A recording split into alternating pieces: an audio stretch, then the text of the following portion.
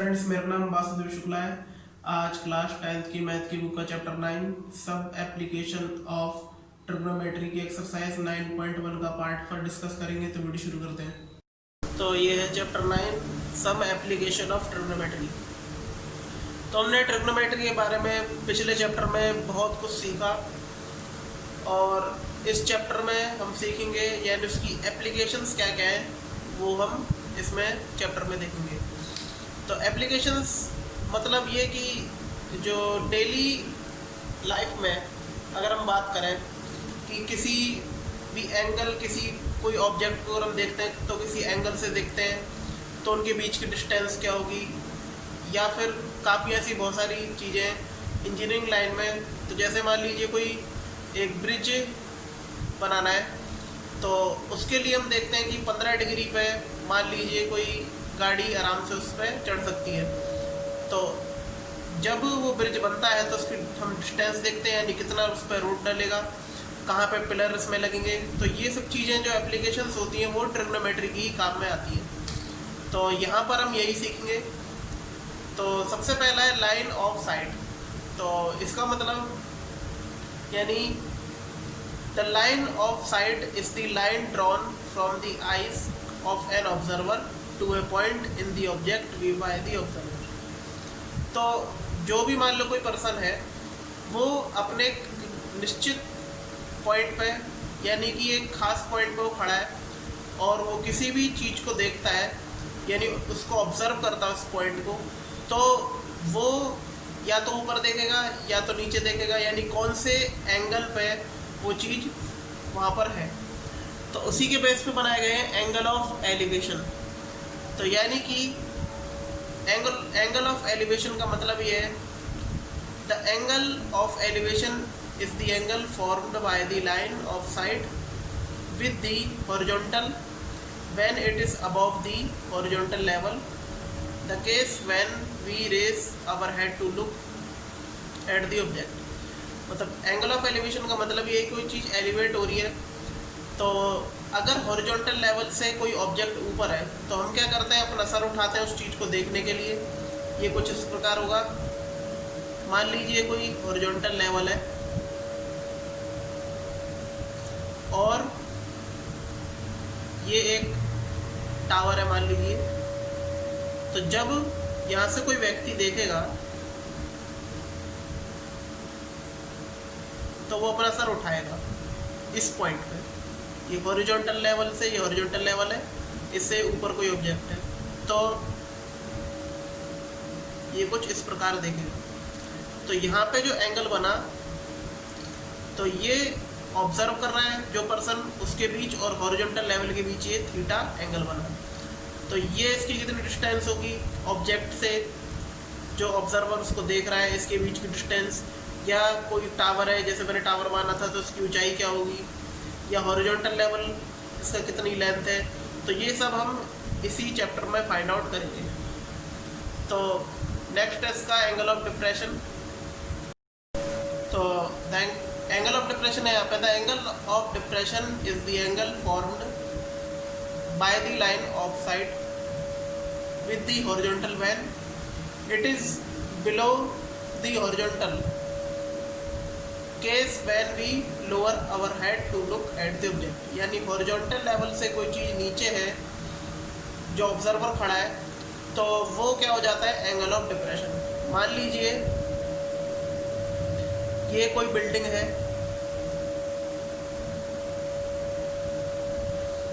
और यहाँ पर कोई कार खड़ी है, मान लीजिए ये ऑब्जेक्ट मान लीजिए कोई कार है। तो यहाँ पे पर्सन जो होगा तो इसकी जो आइज है इसके लेवल के हिसाब से, या इसका ये हॉरिजॉन्टल लेवल है तो ये नीचे देखने के लिए अपना हेड करेगा।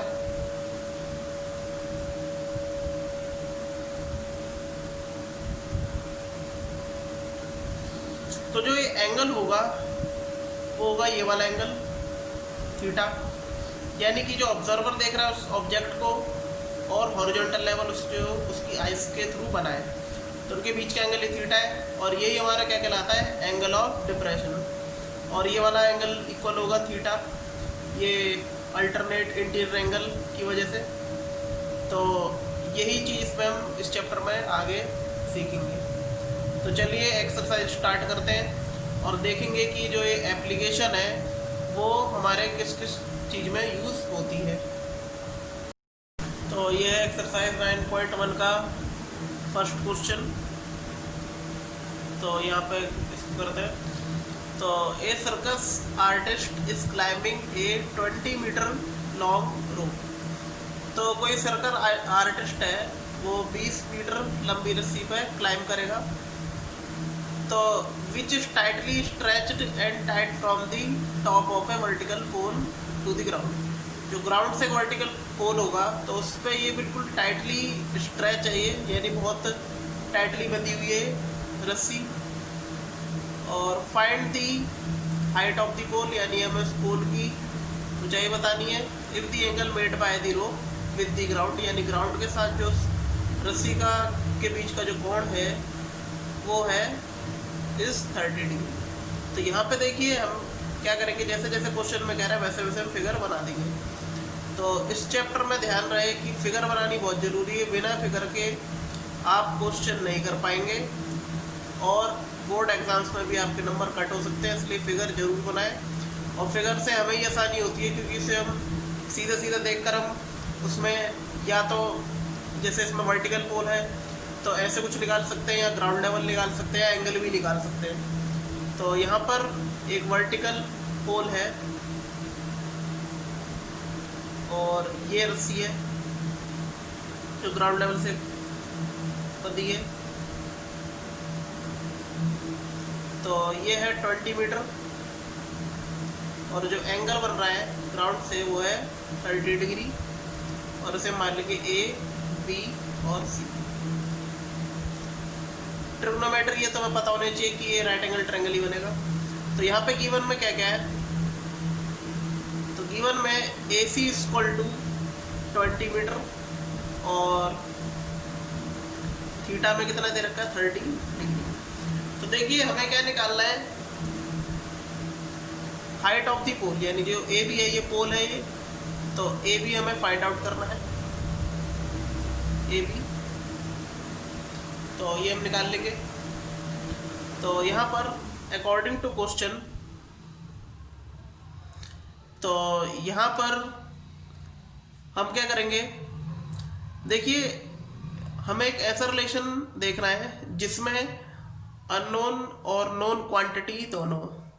तो हमें निकालनी है पोल की ऊंचाई, यानी जो वर्टिकल पोल है। तो इसके लिए हम क्या करेंगे, हम अननोन क्वांटिटी को ऊपर रखेंगे ए बी अपॉन ए सी, यानी कि जो अननोन क्वांटिटी थी वो हमने न्यूमरेटर में रखा और डिनोमिनेटर में नोन क्वांटिटी। आपकी मर्जी भी है कि आप ऊपर नोन क्वांटिटी भी रख सकते हैं या नीचे नोन क्वांटिटी, जैसी आपको सुटेबल हो। तो ये बन जाएगा, देखिए थीटा के सामने यानी एंगल के सामने क्या कहलाता है, परपेंडिकुलर, और ये हाइपोटेनस है और ये base.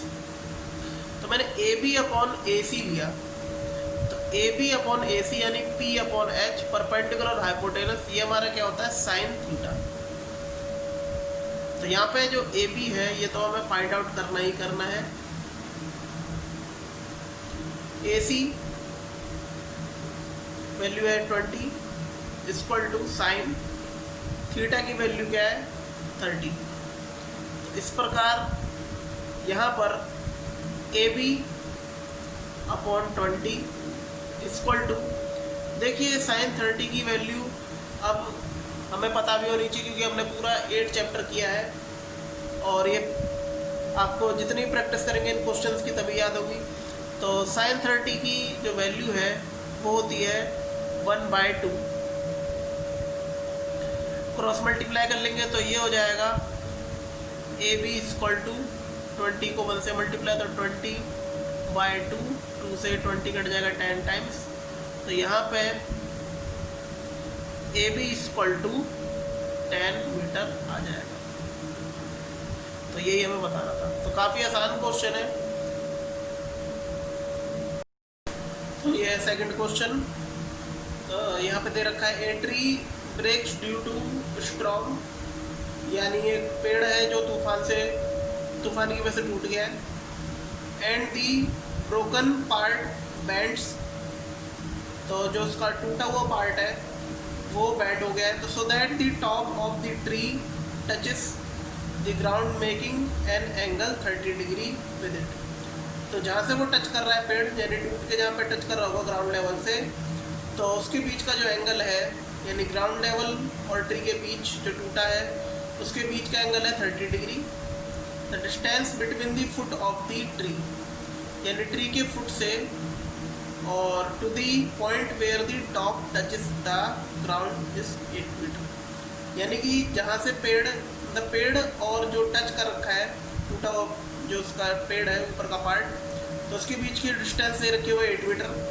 Find the height of the tree, तो हमें क्या करना है, हाइट निकालनी है ट्री की टोटल। यहाँ पे देखिए, मान लीजिए कोई पेड़ होगा,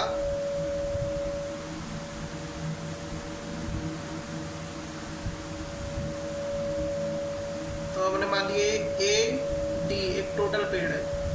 अब क्या हुआ कि यहाँ से टूट गया होगा ये, तो उसे मान लेंगे हम सी। और ये पार्ट जब टूटा होगा तो ये बैंड हो गए कुछ ऐसे आ गए, यानी कि ऐसे। तो जो एंगल है जो दे रखा है क्वेश्चन में वो कितना है, 30 डिग्री से डी मान लेंगे। तो यहाँ पर ए और डी के बीच की दूरी हमें 8 मीटर दे रखी है। तो हमें टोटल लेंथ बतानी है ट्री की, टोटल हाइट। तो यहाँ पे जो गिवन है वो लिख लेंगे। तो ए डी हमें दे रखा है 8 मीटर, और यहाँ पर थीटा है कितना, 30 डिग्री। और यहाँ पर हमें ए बी निकालना है। तो यहाँ पे देखिए ए बी इक्वल टू है ए सी प्लस बी सी के, या आप ये भी बोल सकते हो ए सी प्लस, क्योंकि ये B C C D equal है, क्योंकि ए टूट के इधर गिरा था हमने मान लिया सी डी। तो यहाँ पर अब करते हैं according to question, in triangle A C T. तो यहाँ पर देखिए पहले हम ए सी निकाल लेंगे, फिर सी डी निकाल लेंगे, और उसके बाद दोनों को ऐड कर देंगे, आंसर आ जाएगा, सिंपल है। तो यहाँ पर हमें ए सी अपॉन ए डी, जैसे मैं कहता भी हूँ कि अननोन क्वांटिटी ऊपर रखते हैं और नॉन क्वांटिटी नीचे, इक्वल टू, अब देखिए थीटा के सामने परपेंडिकुलर है और ये साथ वाला बेस, तो A C upon A D यानी P upon B perpendicular upon base होता है हमारा tan थीटा। और यहाँ पे इसकी वैल्यू अगर पुट करें तो ए सी हमारा निकल जाएगा, ए डी है 8 इक्वल टू tan थीटा की वैल्यू 30 डिग्री। और यहाँ पे इसको ओपन कर लेते हैं, तो ये दे रखा था ए C upon 8 equal to tan 30, और ये हो जाएगा ए सी अपॉन 8 इक्वल टू, देखिए tan 30 की वैल्यू होती है 1/√3। तो यहाँ पर इसको क्रॉस मल्टीप्लाई कर देंगे तो ये हो जाएगा ए सी इक्वल टू 8/√3। तो ये अभी ए सी आया है, अब हम सी डी निकालेंगे। तो यहाँ पर ये कुछ इस प्रकार हो जाएगा। अब ना देखिए सी डी यहाँ पे हमें फाइंड आउट करना है और ए डी हमें पता है, तो इनके बीच का हम रिलेशन देख लेंगे, यानी कि A D upon C D. अब मैंने क्या किया कि ऊपर नोन क्वांटिटी रखी है, नीचे अननोन क्वांटिटी। क्यों? क्योंकि अगर मैं CD/AD रखूँगा तो यहाँ पे आ जाएगा कॉट। और ज़्यादातर जो स्टूडेंट्स होते हैं उनको सिर्फ साइन, कॉस और टेन की वैल्यू ज़्यादातर पता होती है, तो आप अपने तरीके से ऐसा बनाए कि वो साइन, कॉस, टेन की फॉर्म में आए। और उसके जो एंगल्स होते हैं, ट्रिग्नोमेट्री रेशियो, वो भी हमें आराम से याद होते हैं। तो इसलिए मैं यहाँ पे साइन, कॉस, टेन में ज़्यादातर इनके रेशियोज लेता हूँ ताकि आसानी हो सवाल करने में। तो यहाँ पे AD/CD इक्वल टू, यानी कि बेस अपॉन ये हाइपोटेनस है, तो बेस अपॉन हाइपोटेनस ये हमारा क्या होता है, कॉस थीटा। तो यहाँ पे जो वैल्यू हमें पता है वो लिख लेते हैं। 8 AC की वैल्यू CD में निकालना है, कॉस 30, तो यहाँ पे आंसर आ जाएगा। तो देखिए 8/CD इक्वल टू, देखिए कॉस 30 की जो वैल्यू होती है वो होती है √√3/2। तो यहाँ पे क्या होगा, क्रॉस मल्टीप्लाई कर लेंगे यहाँ पे, तो ये हो जाएगा CD को उधर और इसको इस तरफ, तो 2 8 जा 16 इक्वल टू √3CD। तो √3 ये अपॉन में चला जाएगा, तो ये हो जाएगा CD इक्वल टू 16√3 मीटर। तो हमें AC पता चल गया और CD, तो अब इस दोनों को क्या कर लेंगे, ऐड कर लेंगे, यानी कि AB इक्वल टू है AC प्लस BC, और ये किसके इक्वल था, AC प्लस CD के। AC की वैल्यू है 8/√3 प्लस, और CD की वैल्यू है ये 16/√3। तो ये हो जाएगा, ये बेस सेम है तो √3, और 16 और 8 24।